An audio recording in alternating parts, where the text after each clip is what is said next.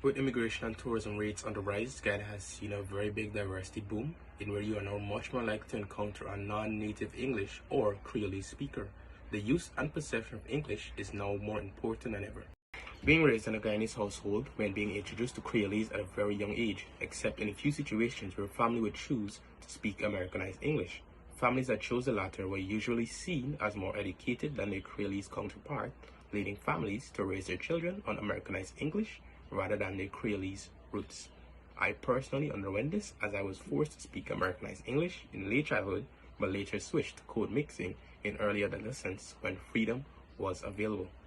However, I do believe that children should learn Americanized English but not be forced to speak it, as the wide influence of America has dictated media and as well as textbooks. Now, stepping outside the bounds of nurture and household, if you roam in the heart of Georgetown for just about 20 minutes, you will overhear conversations consisting of 2 or more languages. Now, some of these conversations may consist of one language exclusively, but more often than not, you will encounter conversations consisting of 2 languages, in where both individuals speak a different language and cannot understand each other due to Guyana's low bilingual population. In this case, you will have to use very cryptic messages just to get an idea across. Now, I must admit that I do go through the situation at work in where I have to utilize a calculator just to tell the price of an item, or a translator just to dispense the right drug. Now, on another note, I do bet on non-native Guyanese being bilingual and knowing my language rather than having to go out of the way to learn another language.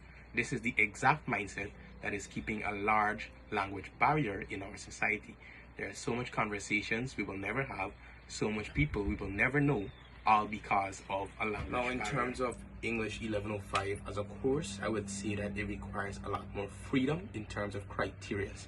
I feel that it tries to teach individuals that have already done English more English.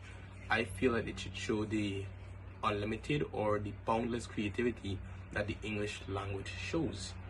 Some students may feel as though they don't know their own language, when in reality they can't really show their ideas and still keep in line with the criteria the university has set. Other than that, it's a great course, and it's refreshing. My part of the presentation by adding in, as a young Guyanese, you do feel a sort of sense of being cut off, as there are certain pieces of the society that you won't be able to communicate with, or you won't understand, or you won't be able to cooperate with in a workspace due to an existing language barrier. However, being young individuals, we do have the chance to learn another language quicker than the rest, and I do plan to take advantage of that aspect.